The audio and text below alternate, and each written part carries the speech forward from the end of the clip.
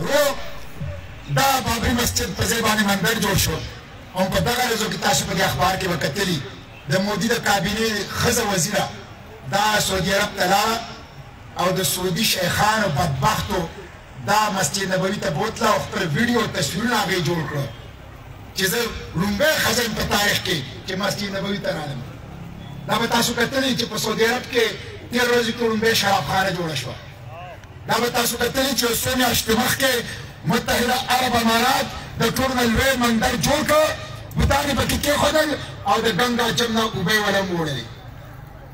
رو موږ درته دا وایو د ټرانسفارمر نه راووځئ، د تور پیپ نه او 500,000 روپیو دا قوم راوباسئ. اسلام، شاعر اسلام، تهذیب اسلام خطره کې دی. موږ له داسې قیادت پکار دی چې د رسول الله امت محفوظ کړي، د رسول الله دین محفوظ کړي. رو قیادت هر څه شته، قیادت نشته. نو زه تاسو ته دا سوال کوم، دا چې په جرګه ستاسو خبرې درشل نه راغلی یم، نو د دې دپاره راغلی یم. زما سیاست عبادت دی، زما سیاست جهاد دی، زما سیاست د پیغمبري سیاست دی، قرآني سیاست دی. روزه خدایم شاهد کوم او تاسو هم شاهد کوم، تاسو به ګواهي کوئ د قیامت پر ورځ. 6 کاله مې په دې سرک کې وشو، 6 کاله ما په 6 کالو کې نه پلاټ اخیستی دی، نه مې پرمټ اخیستی دی، نه مې ټیکه اخیستې ده، نه مې د خېټې سیاست کړی دی، نه مې د جیب سیاست کړی دی. ما د اسلام سیاست کړی دی، د امت سیاست مې کړی دی، ما د پاکستان سیاست کړی دی، ما د پښتنو د حقوقو سیاست کړی دی، ما د هر مظلوم، د هر غریب، د هر دربند اواز اوچت کړی دی. ما هر طاقتور چې هر څومره ښکراور دی د هغه په ګریوان کې مې بغیر د سیارې لاس اچولی دی.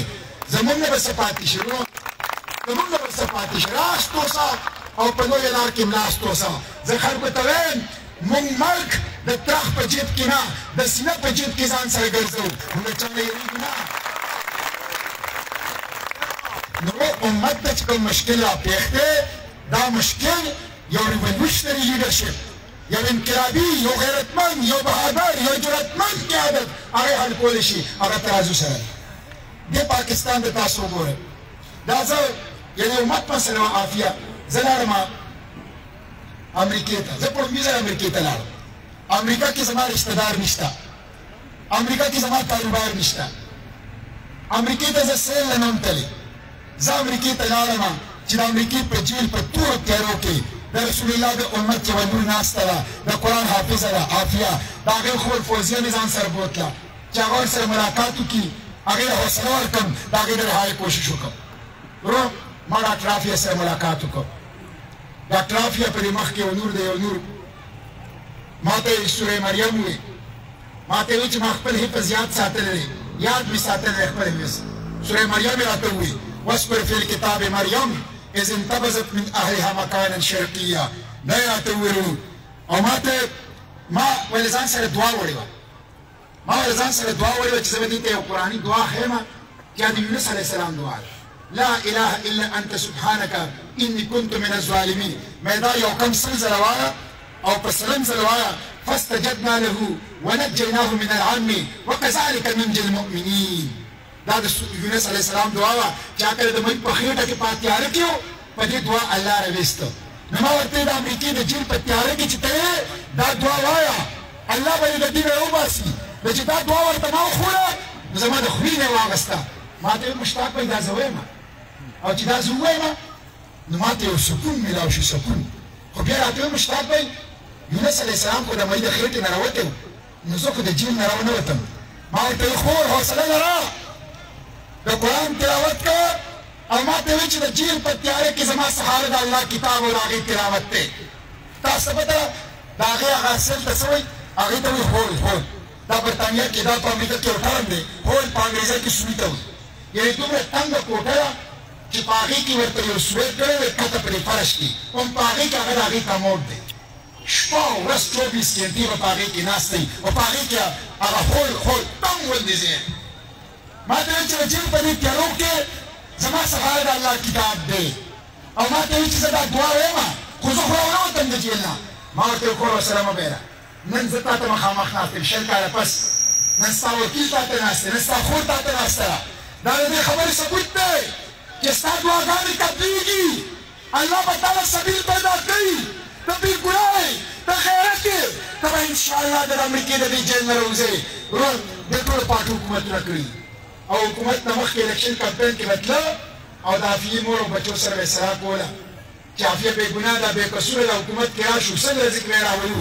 حکومتونه یې راغله، 4 کاله 15 کاله حکومتونه وکړو. د یاري نه بیا امریکې سره د عافیې خبره نه ده کړې. دا د امریکې د عافیې د کارز غداران دي.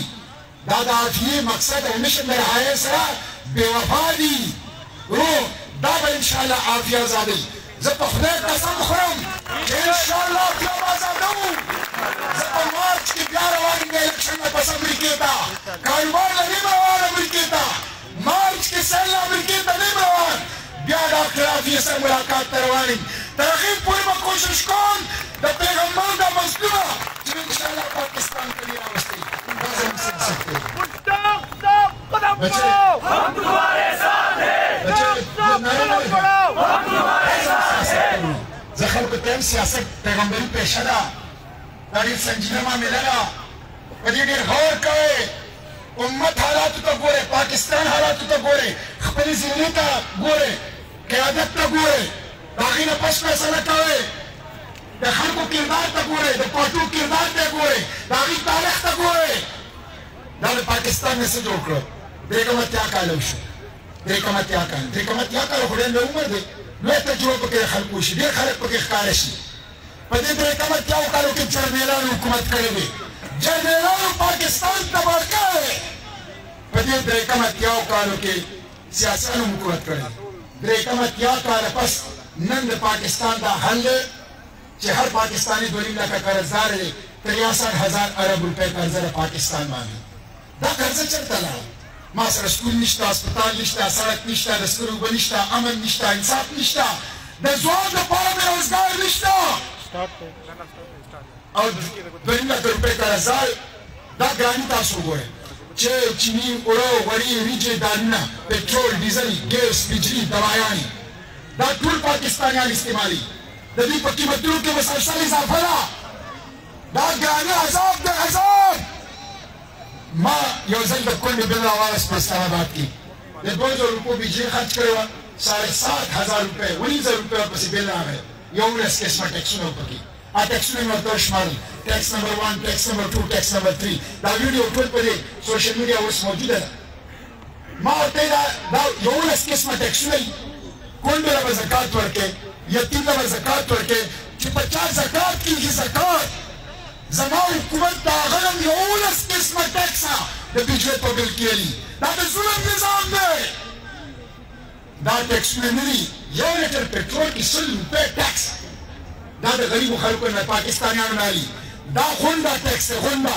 دا بته ده، دا بدماشي ده، دا معاشي دهشتګردي ده. دا ظلم دی. یو طرف ته قرضې دي، ټیکسونه دي، ګراني ده، خزانه خالي ده.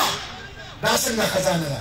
ورون د دې خېټې نه ډکېږي، د دې جیبونه نه ډکېږي، د دې ملک او بیرون ملک کې اکاونټونه نه ډکېږي. دا د ظلم نظام رانسکوروو.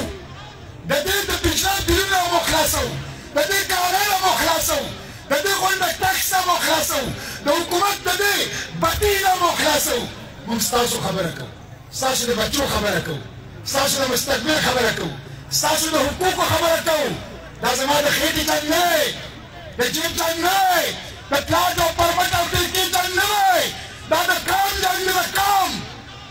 دا 3 کالو کې دا چې چا 3 ځله حکومتونه کړي دي، 4 ځله 3 نسلې کړي دي، صبح وفات کې کړي دي، بار یې کړي دي. هغې قوم سره دا کار کړی دی، قوم سره دا کار کړی دی. لہذا زما تاسو ته دا درخواست دی چې مونږ قوم د دې ظلم نه خلاصوو. دا څنګه عجیبه خبره ده. یا یې 600 اربه خساره ده. انچې چې اثرات د ورسره د 2 کالو 422 ارب خساره ده. واګدا، ریلوے، سټیل مل، یې د سریې مل خساره کې دی او بند پروت دی.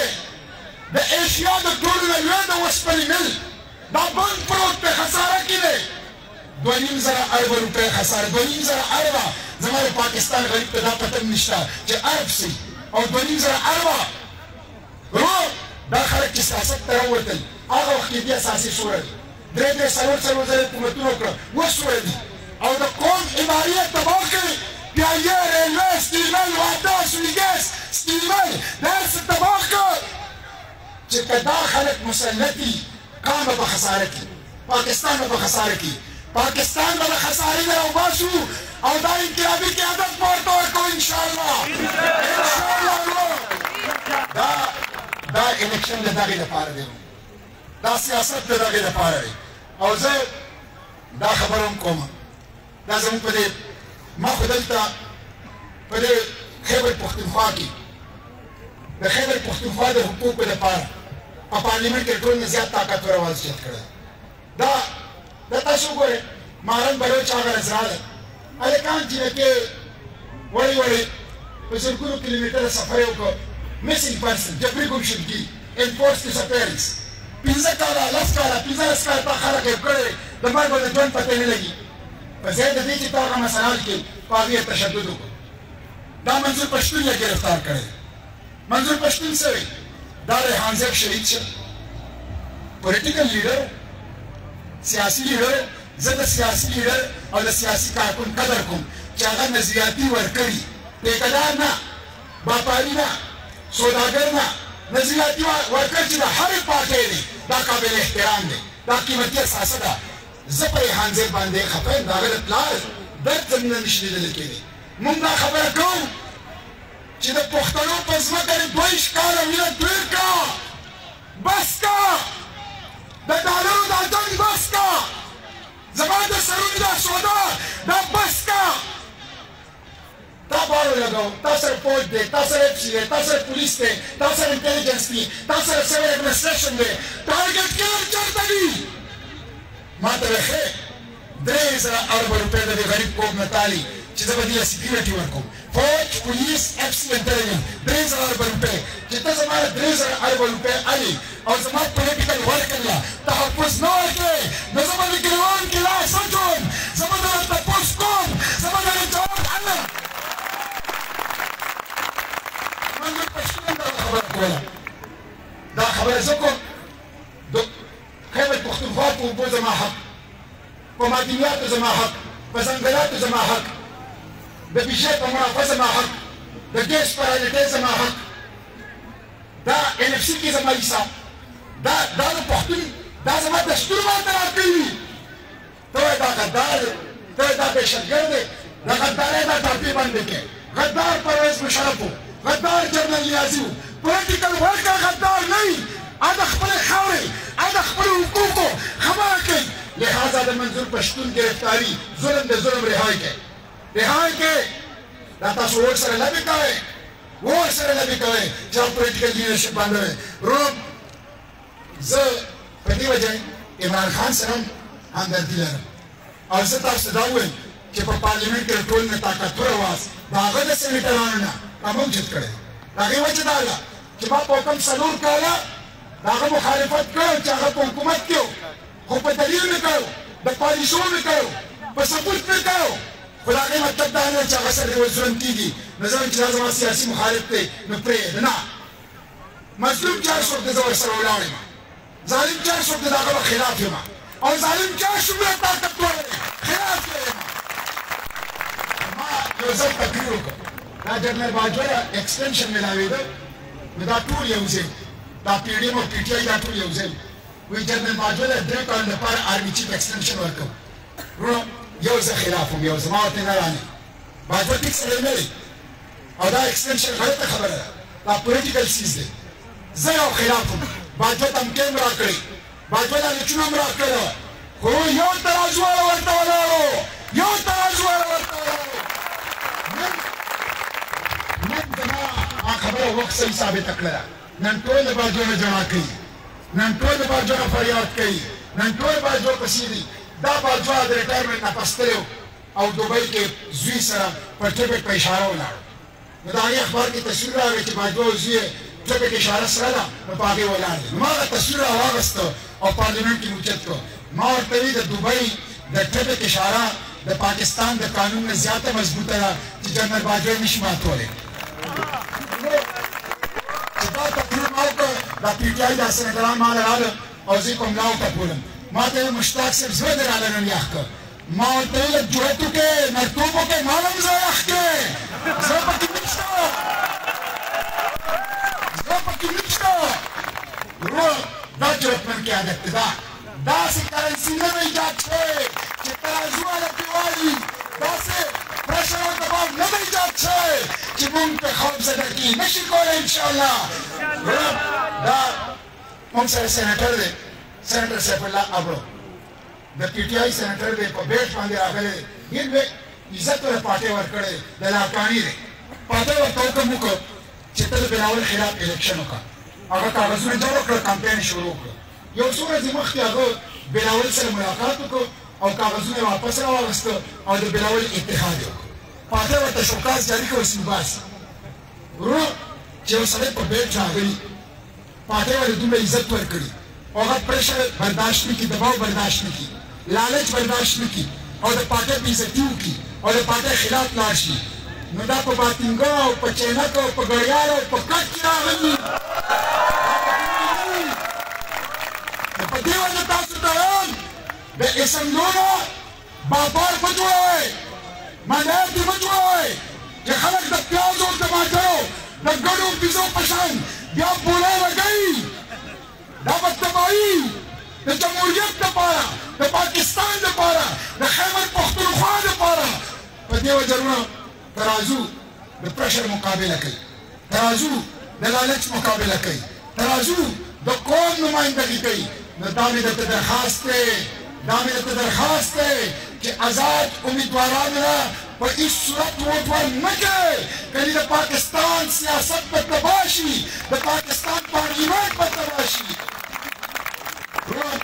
دا خپلې خبرې په دې راغونډوم چې دا ترانسجنډر قانون دی پاس ट्रांसजेंडर कानून से ट्रांसजेंडर कानून दारे चिना अलग अलग सरवाद और दे जिने सरवाद दे यार कराओ दा चीज़ें पार्लिमेंट तलाश दागे ना मख्की पास चलो रो दाम और पसरा वागस्त और मजबूर में कर चिना शर्मनाक कानून पास करे बुराई कबिया मुकल्ला दागे द मंसूखे कानून में पेश करो वो बाकी शरीयत अदालत के मुकदमा करा और द ट्रांसजेंडर कानून खिलाफ په یواز مې د وفاقي حکومت ته مقدمه وګټله ورو موږ ستاسو د عزت حفاظت کوو ستاسو د غیرت حفاظت کوو دا اشرافیه ده دا په دې پاټو کې مافیا ده آټا مافیا چینی مافیا سریا مافیا سیمنټ مافیا یوریا مافیا پرایویټ بجلیګر مافیا دا مافیا د مافیا د پاکستان غلام کړی د پاکستان غریب د خپل محنت پیسې په خپل جیب د دې نظام په وجه د مالدارو په خپل لاس د مالدارو په جیب کې دي دا ظلم دی دا قانون یې دا پی ډي ایم چې ته په آخري میاشت 75 قوانین پاس کړ 75 دا ریکارډ د پاکستان د کم اتیاو کال کې 15 قوانین پاس کړل یو قانون پکې د غریبانو نه ټول د ځان لپاره پاس کړي یو قانون بطور مثال درته یم هغه نیب امندمنټ لا نیب ترمیمي بل په هغې کې دا لیکلي وو چې یو سړی د 50 کروڑ غلا وکړي نو نیب به ورته لاس نه اچوي او چې 50 کروڑ نه سوایي نو بیا به ورته نیب لاس نو وروسته خو یوازې یم په دې پارلیمنټ کې او د پارلیمنټ قانون دا دی چې قانون سازي او حکومت په اکثریت کېږي نو حکومت نشم جوړولی قانون سازي نشم کولی خو نور مې پرې جامې ایستې وي بربنډ کړي وي او د دې دا سړی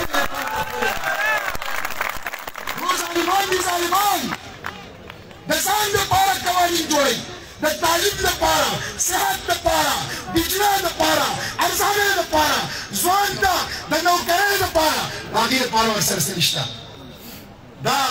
دا نظام به رانسکوره ورو موږ د دې خلاف راپاڅېدلي یو د درخواست مې تاسو ته راغلی چې تاسو دلته لازم ملګرتیا وکړئ دا په دې پارلیمنټ کې ناستو ما خبر راغی چې د سند او د پنجاب په کتابونو کې یو سبق شامل شوی دی او د بنیریانو توهین یې کړی دی د بنیریانو توهین یې کړی دی ورو په پارلیمنټ کې به ستاسو هم یو ممبر و دلته خو راپاڅېدم ورپسې راپاڅېدم ما ورته ووایي د بنیر د تاریخ د سرتور فقیر تاریخ دی د بنیر د تاریخ تپوس د پیرنګینو کې د لندن په سنټرل لایبرري کې د بنیر د جرأت او د غیرت کیسې پرتې دي ما ورته تاریخ بلکې د بونیر قوم نه به تحریري دستاویزي معافي غواړي کتابونه یې په واپس واخیستل تحریري او دستاویزي معافي یې ترې غوښته دا د بونیر اواز دی ترازو د بونیر اواز دی د بونیر د غیرت اواز دی د بونیر د جرأت اواز دی یوازې مې پرې د کسټم ایکټ خلاف متفقه قرارداد پاس کړ چې د 2033 پورې به په بونیر کې ټیکس نه منم او 2033 نه پس هم د بونیر خلک که راځي نو ټیکس به وي که د بونیر خلک راځي نه وي په 2033 کې هم ټیکس نه منم ورو دا زموږ کردار دی موږ پارلیمنټ ته د دې لپاره ځو موږ پارلیمنټ کې د دې لپاره ناست یو همیش مو ستاسو خبره کړې ده د دین خبره مو کړې ده د پښتون د حقوق خبره مو کړې ده نو په دې کې مرسته او کومک غواړم او د ځینو خلکو ته خو وایم دا زه شانګلې نه رالم د شانګلې نه رالم د شانګله کې دا روان دی چې هم زمری دی هم خامار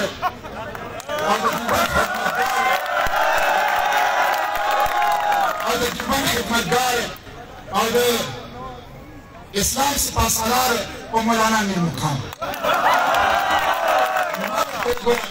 دیوبند سره زما علمي او فکري اختلاف په خپل ځای خو دیوبند د پیرنګي خلاف کردار ادا کړی دا تاسو د دیوبند تاریخ په څو خرڅ کړ دا مو د چا په خپو کې کېښودو دا مو د چا په جولار کې وغورځاو نه د دیوبند خدمتګار نه د اسلام سپاسالار نه مولانا دی نه زمری دی او نه خامار دی صرف بزمان دی بزمان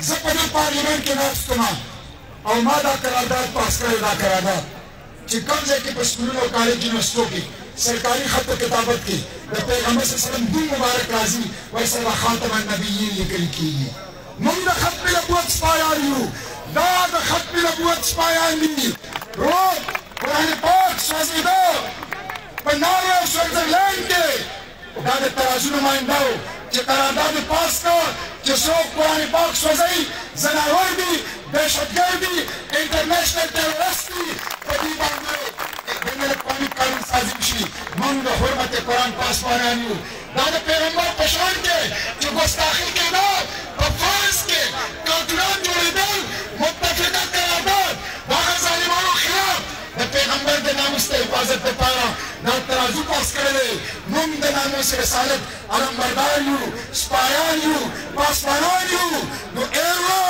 په دې کې د مرسته غواړم او ځوانانو ته بالخصوص وایم ځوانانو ستاسو پلار دی که آزادو دا سیاسي غلامي ختمه کړئ دا سیاسي جاگیرداري ختمه کړئ دا سیاسي موروثي پاټۍ مسترد کړئ تاسو 14 کروڑ په 25 کروڑ کې ځوانانو راپاسئ انقلاب یې بدلون یې راځئ د دې مافیا نه د دې لوټ مارانو نه دا خپل وطن آزاد کړئ په خپل لاس کې والئ جمهوري پارټي امانتدار اور دیانتدار والے پارٹی لیاقت والے پارٹی صلاحیت والے پارٹی د ځوانانو پارٹی دا جماعت اسلامی دا نور دا درخواست میرے دا 48 گھنٹے پارٹی نہیں دیکھ لینے کی دا اپیل دی اور ریکویسٹ دی چې یو جماعت نه مورچه جوړه کړي یو انجو بیٹک ته مورچه جوړه کړي یو دروازه وټکوي درشل ته ودرېږي دا زموږ شریکي جنګ دی دا د ایمان جنګ دی دا د ایمان جنګ دی دا د خاورې جنګ دی دا د پاکستان جنګ دی دا د پښتون د حقوقو جنګ دی دا د بشري حقوقو جنګ دی دا زما د ترقۍ جنګ دی د تعلیم او د صحت جنګ دی دا زما د ګرانۍ خلاف بغاوت دی او دا زما د بچو او د مستقبل جنګ دی نو دا مې ته درخواست دی بخچار خان او حلیم باچا او د ترازو لپاره دا 48 ګنټې یو کړې او دا ټول بونیر قوم په دې باندې متفق کړي واخر دعوانا الحمدلله